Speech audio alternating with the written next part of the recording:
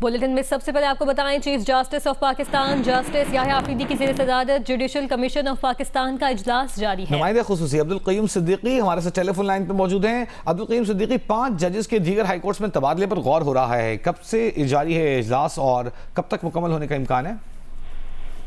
जी वजी, जाहिर है कि ये पहली मरतबा है कि 27वीं आईनी तरमीम के बाद जो है वो किसी हाई कोर्ट के जज का तबादला जुडिशल कमीशन ऑफ पाकिस्तान के जरिए होना है। हम इस पर देखें कि जस्टिस याह्या आफरीदी का एक और मौक़िफ़ है, जबकि दीगर जो अरकान हैं उनका और मौक़िफ़ है, जिनकी रिक्विजिशन के ऊपर इस्लामाबाद हाई कोर्ट के जजेस की ट्रांसफर के हवाले से जुडिशल कमीशन का इजलास बुलाया गया है। इसमें जो अपोजिशन अरकान हैं बैरिस्टर गौहर और अली जफर एडवोकेट, उनका मौक़िफ़ वही है जो chief justice of Pakistan justice Yahya Afridi का है। अब तक जो हमारे ज़राए हैं उनके मुताबिक लाहौर हाई कोर्ट की चीफ जस्टिस जस्टिस आलिया नीलम और जस्टिस सरफराज जोगर जो इस्लामाबाद हाई कोर्ट के चीफ जस्टिस हैं, वो भी इस जुडिशल कमीशन ऑफ पाकिस्तान के इजलास में हैं।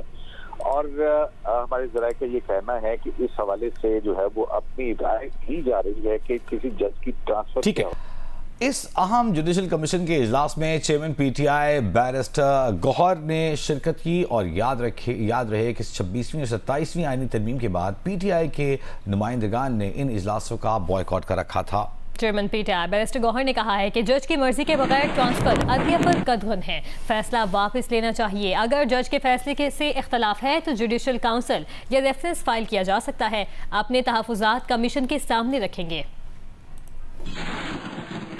अगर आप एक जज को दूसरी जगह ट्रांसफ़र करते हो तो अदलिया पे एक बड़ा कदगन है। ऑलरेडी अदलिया से लोग एतमाद लोग खो बैठे हैं और लोग नहीं समझते कि इंसाफ हो रहा है या ये कि अदलिया आज़ादाना और आज़ाद फैसले कर रही है। और इसलिए न सिर्फ ये कि इम्प्रेशन में शायद इसका हकीकत के साथ एक बहुत बड़ा ताल्लुक है। ऐसा नहीं होना चाहिए। अगर आप एक जज की कंडक्ट से खुश नहीं है तो आप ज़रूर उसको रिमूव कर सकते हैं। आइन में प्रोसीजर प्रोवाइडेड है। मैं आज प्रोटेस्ट भी हम करेंगे और बड़ा सीरियसली उसको ऑब्जेक्ट करेंगे, बट मैं इब्तिदा में जजेस को कमीशन से दरख्वास्त भी करूंगा कि ये हाई टाइम्स है। मुल्क में 4 साल में 3 साल में जिस तरह इंस्टीट्यूशंस थे या जिस तरह पॉलिटिकल स्ट्रक्चर और जिस तरह ये हमारे तीनों ऑर्गन जो स्टेट के हैं वो जो एक देश रूपी चेक इन बैलेंसेस प्रोवाइड करते हैं, ये जिस तरीके से डैमेज हो गए, एक दूसरे के साथ बात नहीं करता, एक दूसरे के जो ज्यूरिसडिक्शन है उसमें इंटरफेयर करता है, आगे जाता है। इससे जितना नुकसान हुआ ये मुल्क मजीद इस चीज़ों का मुताबिल नहीं हो सकता। मैं ज़रूर ये भी रिक्वेस्ट करूंगा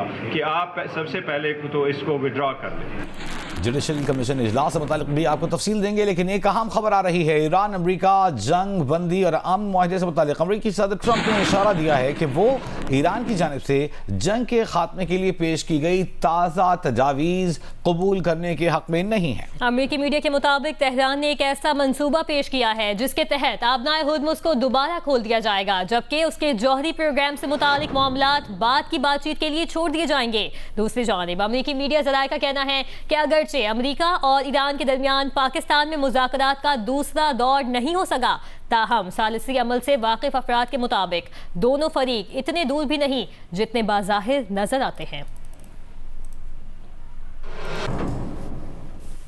अहम खबर आपको दे रहे हैं। ईरान की जानिब से तजवीज़ पेश की गई अमरीकी सदर को कि पहले मरहले में दोनों जानिब से ब्लॉकेट ख़त्म की जाए। उधर अमरीका आबनाए हुर्मुज़ की जो नाकाबंदी किए बैठा है उसे ख़त्म करे, ईरान भी आबनाए हुर्मुज़ खोल दे। पहले मरहले में आबनाए हुर्मुज़ खुल जाए, एतमाद साजी हो, और दूसरे मरहले में यूरेनियम एनरिचमेंट से मुताल्लिक़ जो मुज़ाकरात हैं उन पर गौर किया जाएगा। दूसरे मरहले में पहले मरहले पर आगे बढ़ा जाए। लेकिन अब हमारे पास खबर आ रही है अमरीकी मीडिया से कि ये जो तजवीज़ है अमरीकी सदर इसे कबूल करने के हक़ में नहीं है, ऐसा इंदिया उनकी जानिब से दिया गया है। दूसरी जानिब अमरीकी मीडिया पर उम्मीद दिखाई देता है, कहता है कि अगरचे अमरीका और ईरान के दरमियान मुज़ाकरात का दूसरा दौर पाकिस्तान में नहीं हो सका, ताहम सालिसी के अमल से वाकिफ़ अफराद ये दावा कर रहे हैं कि दोनों फरीक इतने दूर नहीं हैं।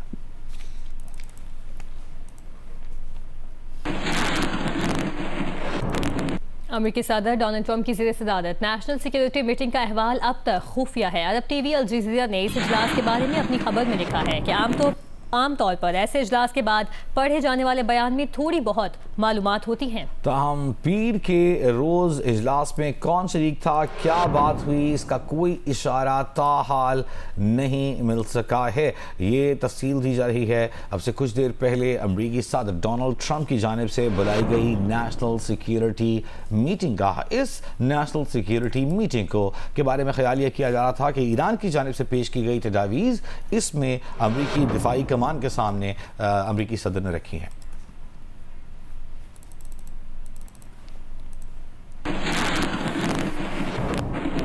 ایران نے اپنے ہتھیاروں کی تفصیلات شنگھائی تعاون تنظیم کے ساتھ شیئر کرنے کا اعلان کر دیا۔ ایرانی وزارت دفاع کے ترجمان رضا طلائی نے کہا ہے کہ ان کا ملک کرغزستان کے شہر بشکیک میں ہونے والی SCO اجلاس میں اپنے ہتھیاروں کی تفصیلات فراہم کرنے کو تیار ہے۔ SCO کے رکن ملکوں کی تعداد 10 ہے، جن میں چین، انڈیا، پاکستان اور روس بھی شامل ہے۔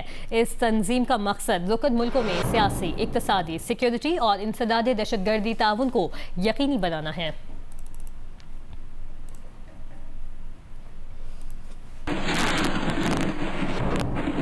ابوظہبی کی نیشنل آئل کمپنی کا LNG ٹینکر آبنائے ہرمز عبور کر گیا۔ ٹریکنگ ڈیٹا کے مطابق ایران جنگ شروع ہونے کے بعد پہلی دفعہ ایڈنوک کا LNG ٹینکر آبنائے ہرمز سے گزرا ہے۔ ابوظہبی کی نیشنل آئل کمپنی کا LNG ٹینکر آبنائے ہرمز عبور کر گیا ہے۔ ٹریکنگ ڈیٹا کے مطابق ایران جنگ شروع ہونے کے بعد پہلی دفعہ متحدہ عرب امارات کے دارالخلافہ ابوظہبی کی جو نیشنل آئل کمپنی ہے ایڈنوک، اس کا LNG ٹینکر آبنائے ہرمز سے گزرا ہے۔